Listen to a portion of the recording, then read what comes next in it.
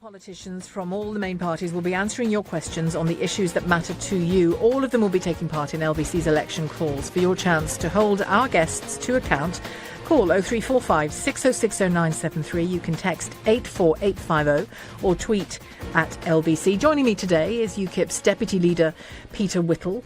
And in light of our conversation about some of the minor parties this hour, it's great to have you on during it, if you see what I mean. A busy day yesterday because of that ITV leaders debate, and it was the first TV debate of the election. That's right, it was. It was a great shame. In fact, it was appalling, really, given that it was the first one, that neither Theresa May nor Jeremy Corbyn went to it. What it meant, actually, from my point of view, was that Paul was the only person on the stage saying anything different to any of the others. They all seemed to absolutely agree with each other to varying degrees, but basically they were coming from the same place. So really he was the only one, for example, who was a total Brexiteer, and all the rest of them were Remainers. But nevertheless, I thought it was an interesting debate. I think that from my point of view and from our party's point of view, Paul was really the only person who seemed to be addressing issues that were in the real world. So I think that, you know, even my political opponents, right, will agree that there is, you know, possibly too much migration or whatever. The difference is in how they would handle it or not handle it. I don't think Matthew said that it's exactly how you characterised it. He just said that these numbers have been mismanaged, not that they are too many. He said, I don't see it. He said, no. He said, I don't believe the statistics. Well, he's here still, so Matthew, yeah, Matthew, you did say, I don't believe the statistics. Well, look, frankly... Hang on, let him speak. Go on, Matthew. Yeah. No, listen, at the end of the day, I don't know the statistics fully, but at the end of the day... I can tell you if you like. No, you can't, because nobody does. That's a fact. Nobody does. We know enough. It's not been...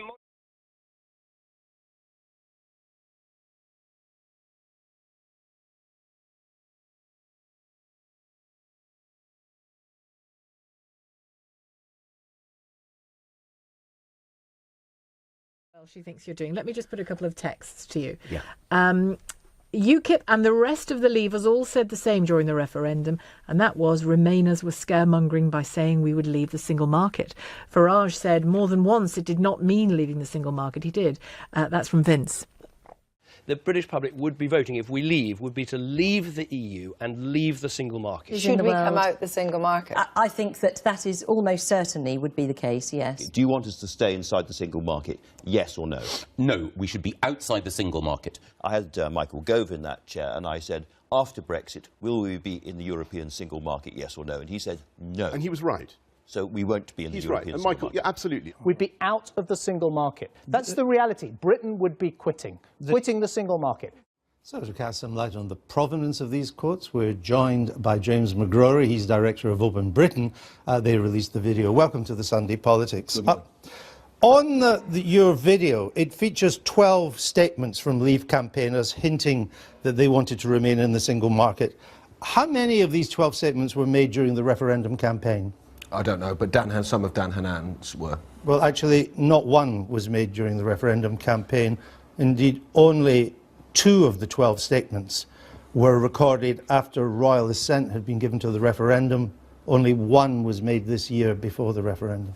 But throughout the campaign, Leave campaigners lauded the Norwegian model. And as you know, Norway are in the single market, but not in the EU. In fact, the Leave campaign went out of their way not to be pinned down on a specific trading arrangement they wanted to see in the future with Europe, when the Treasury modelled the different models. It was the EEA or a free trade agreement or a WTO. I understand that, but isn't it interesting, and does it not undermine your case, that none of the 12 statements on your video were made during the campaign itself, when people were giving really serious thought to such matters? Well, the Leave campaign weren't giving really serious thought to such matters. They did not set out the future trading model that they wanted to see with the European Union. You cannot produce a single video of somebody saying we should stay in the single market from the Leave side during the campaign. This isn't an exhaustive list. Throughout the campaign, Daniel Hannan talked about the Norwegian model as being a future option. I mean, one of the comments you used from Nigel Farage dates back to 2009. When we didn't even know if we'd have a referendum or not. Does it not stretch credibility to go back to the time when Gordon Brown was Prime Minister? I think the point stands. The overall point we're trying to make, this is not supposed to be an exhaustive list of all the options that the Leave campaign... You would choose the best, wouldn't you? Well, I think when Daniel Hannan, who's been described as the intellectual godfather of the Leave movement, is saying absolutely no one is talking about threatening our place in the single market, I think it's legitimate to point out that the Leave campaign never came forward with a clear argument. We highlighted in the graphic a few of the quotes you picked out from Leave campaigners over time, none during the referendum. Do you think that you fully encapsulated accurately their arguments? Well, I don't think in a 90-second video you can talk about the full spectrum of opinion that they have. Some of them do want to leave the single market. Some of them want to be like Norway. Some of them want to seek a free trade agreement. Others want to default onto World Trade Organization tariffs. What I'm saying is there is a massive spectrum of opinion, even within the Leave campaign. I understand, but what I was asking was whether you have portrayed them accurately. So let's have a listen to the clip that you used on Owen Paterson first. Only a madman would actually leave the market. This is what he then went on to say after saying only a madman would leave the market. Only a madman would actually leave the market. It's not the EU, which is a political organisation, delivering the prosperity and buying our goods. It's the market, it's the members of the market, and we will carry on trading with the market. I mean, are we really suggesting that the fifth largest economy in the world is not to come to a satisfactory trading arrangement with the EU? Are we going to be like Sudan and North Korea? I mean, it's ludicrous, this idea that we're going to leap off a cliff into a dark space. We will carry on trading. So what he meant when he said only a madman would leave the market was not leaving membership, which is your implication, but that we would, of course, continue to trade. We would continue to have access. Any country in the world can have access. What the Leave campaign has suggested is that our trade would continue uninterrupted. In fact, they're still at it today. David Davis used the phrase uninterrupted at the dispatch box recently. But you misrepresented him, didn't you, by saying only a madman would leave the single market, then stopped it there, because he goes on to say that, of course, we won't leave in the sense of continuing to have access. I don't think he was talking about access. He's there talking about membership. He doesn't use the word membership at all. He talks about we're going to carry on trading with it. We won't leap off. We'll carry on trading.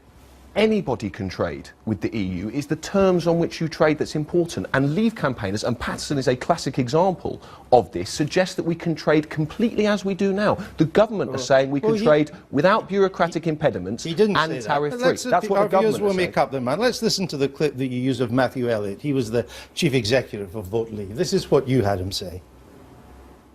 When it comes to the Norwegian option, the EEA option, I think that it might be initially attractive for some business people. So you then cut him off there. But this is what he went on to say in that same clip. Let's listen to that.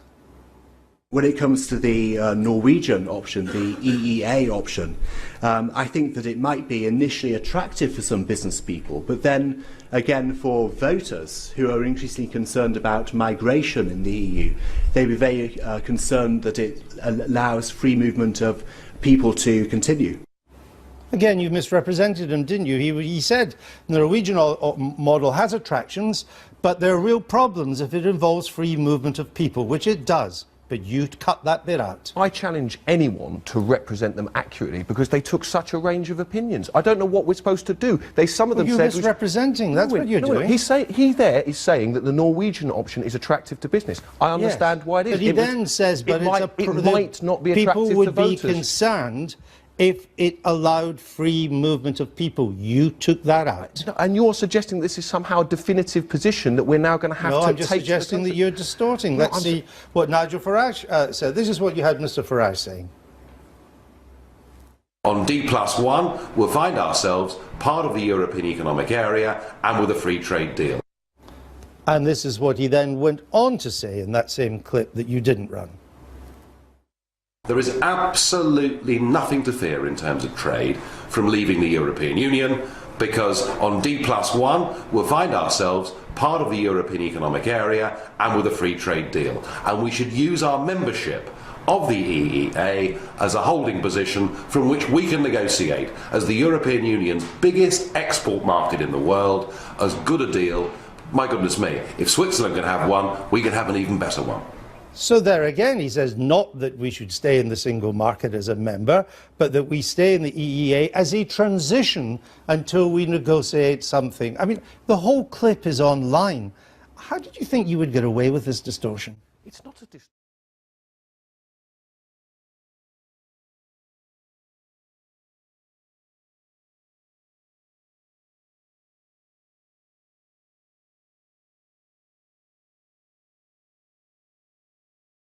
It's not a distortion. The whole point of the clip is to point out, or the clips, is to point out they don't have a definitive position. He is there arguing for membership of the single market. No, he's not. No, for he's a not. Transitional period. For a transitional period. Well, how long does that go on? What does he then want to achieve? Not very quickly, but he's not saying we should stay members of the single market, and you didn't let people see what he went on to say. You gave the impression he wanted to stay in the single market. It wouldn't be a video then, it would be a 7-week-long lecture. They took so many positions, and the idea now that they were clear with people that we should definitely leave the single market, I think is fictitious. But you are trying to make out that they all had one position, which was to remain members of the single market. We are trying to... And when you see the full clips, that's not what they're saying. We are trying to make out it's clear that there is no mandate to leave the single market. The idea that the Leave campaign spoke with unanimity and clarity of purpose, and throughout the whole campaign said, we'll definitely leave the single market, is just not true. That is the whole point of the video. We showed in the montage of the video just before we came, we showed the then Prime Minister, the then Chancellor, Boris Johnson, Michael Gove being categorical that if you vote to leave the EU, you vote to leave membership of the single market. What bit of that didn't you understand? I'm a little bit confused by that one, actually, Sheila. Sorry. There were UKIP, there were Leave campaigners saying, it doesn't mean we have to fully leave the single market. We could have... You never espoused that. Not at all. And I actually don't know anyone who did. I think that, whether you were... The leader did. Well, the thing is, David Cameron was very, very clear that this meant... Nigel Farage, the idea that Nigel Farage would say that this does not mean we leave the single market is just an alternate reality. I mean, it's just utterly... But he was talking about the different arrangements, new arrangements. He wasn't talking about bye-bye Europe, was he? Not bye-bye Europe, bye-bye EU. EU. No, but he was open to those discussions about exactly the nature of the new arrangement and what it would be. There was no Brexit means Brexit, hard Brexit, soft Brexit. Oh, there was. No, not in the discussion then. No, but if you remember in that discussion, soft Brexit and hard Brexit, they were not terms that were used. These came after the referendum.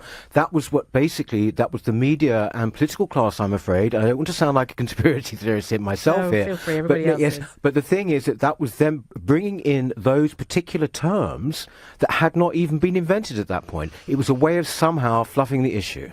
Thank you very much indeed for joining us today. Thanks. Thank you for taking our calls as well. UKIP's Deputy Leader, Peter Whittle. Up after the news, we'll have Charles Moore with us. He was in about 6 months ago talking about the latest volume of his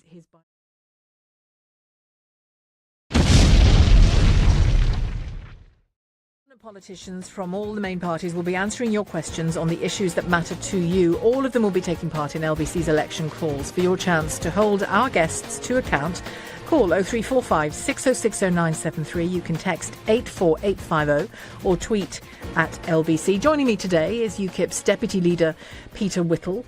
And in light of our conversation about some of the minor parties this hour, it's great to have you on during it, if you see what I mean.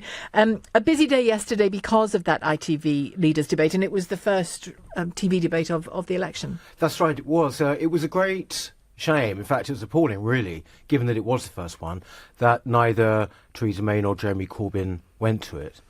What it meant, actually, from my point of view, was that Paul was the only person on the stage saying anything different to any of the others. They all seemed to absolutely agree with each other to varying degrees, but basically they were coming from the same place. So really he was the only one, for example, who was a total Brexiteer, and all the rest of them were Remainers. I don't think Matthew said that it's exactly how you characterised it. He just said that these numbers have been mismanaged, not that they are too many. He said, I don't see it. He said, no. He said, I don't believe the statistics. Well, he's here still, so Matthew, speak Matthew, yourself. you did say, I don't believe the statistics. Well, look, frankly... Hang on, let him speak. Go on, Matthew. Yeah. No, listen, at the end of the day, I don't know the statistics. But nevertheless, I thought it was an interesting debate. I think that from my point of view, and from our party's point of view, Paul was really the only person who seemed to be addressing issues that were in the real world. So I think that, even my political opponents, right, will agree that there is, possibly too much migration or whatever. The difference is in how they would handle it or not